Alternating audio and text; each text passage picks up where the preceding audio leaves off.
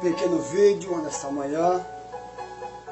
Se nós analisarmos que o livro de Mateus, capítulo 22, versículo 29, a Bíblia diz: errais por não conhecer as Escrituras e nem o poder de Deus. No Evangelho de João, capítulo 8, versículo 32, a Bíblia diz que conhecereis a verdade e a verdade vos libertará. Amém? Louvado seja Deus. O livro de 2 Pedro, capítulo 3, versículo 18, a Bíblia diz assim: antes crescei a graça e do conhecimento do nosso Senhor e Salvador Jesus Cristo. A Ele seja dada toda a glória, não somente agora. Louvado seja Deus, né? Não somente agora.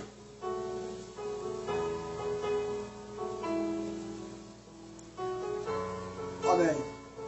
Nesta manhã nós vamos meditar rapidamente num pequeno versículo. Lá em Mateus, capítulo 22, versículo 29, a Bíblia diz: errais por não conhecer as Escrituras e nem o poder de Deus. Né? Muitas vezes a gente critica Deus, o diabo, todo mundo, porque não conhece a verdade. Né? Lá em João 8:32, a Bíblia diz: e conhecereis a verdade e a verdade vos libertará. E não é diferente lá do livro de 2 Pedro, capítulo 3, versículo 18, que diz assim: antes crescei na graça e no conhecimento de nosso Senhor e Salvador Jesus Cristo. A Ele seja dada a glória, assim agora como no dia eterno. Amém. Né? É muito importante a gente conhecer um pouco da palavra do Senhor. Eu não tenho estudo, né? Mas o que Deus me ensina, eu tenho prazer de mostrar, né? Não para se amostrar, não para ser aparecido, mas sim pela misericórdia e a bondade que Ele tem feito na minha vida, né? Quando a gente começa a conhecer, nós começamos a andar no caminho da verdade.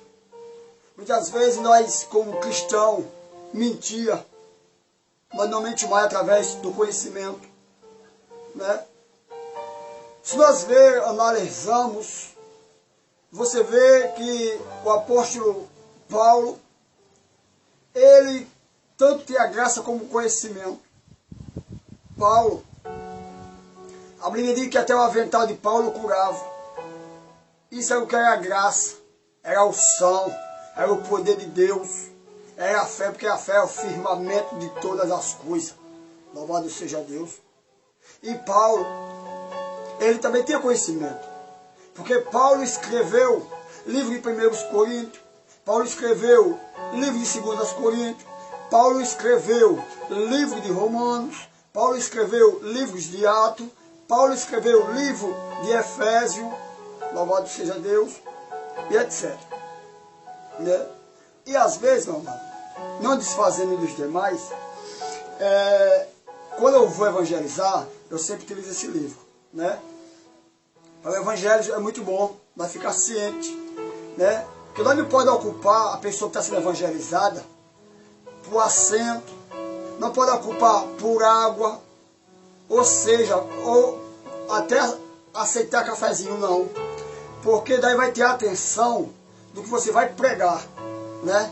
Então o bom é que ela já chega perguntando se aceita ouvir uma palavra de Deus, já começa a perguntar se ele gosta de ler a Bíblia, já pergunta se ele já participou de um culto evangélico, né? Se nós analisamos aqui, aí é esse livro, porque para Deus só existem 3 povos: judeus, gentios e igreja, sendo a igreja o povo escolhido de Deus. Está lá em 1 Pedro 2,9. E ele tem maior interesse que ela cresça. Está lá em João, capítulo 10, versículo 16. E o cumprimento dessa palavra diz assim: para que a igreja cresça, Deus lhe deu algumas missões aqui na terra, sendo a principal a proclamação do Evangelho.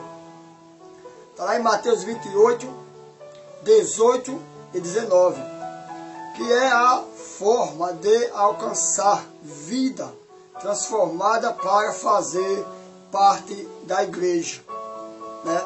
Não tome isso por uma pena, por uma brincadeira, não tomo isso para dizer que eu quero me amostrar, que estou deixando bem claro, eu não tenho conhecimento, eu não tenho estudo, mas Deus tem me dado uma mente abençoada, Deus tem me ajudado na palavra, que nós possamos despertar, né?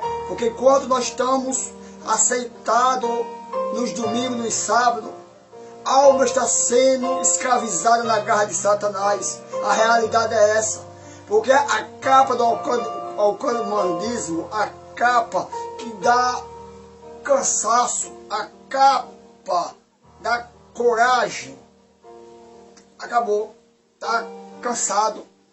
E muitas vezes a alma está morrendo nas garras de Satanás por minha culpa e sua culpa, né? Porque no domingo, no sábado, nós podemos muito bem pegar a Bíblia, pegar folheto e sair evangelizando e ganhando alma para Jesus. Que Deus possa te abençoar nesta manhã. E a paz do Senhor Jesus esteja convosco. Amém? E para o cumprimento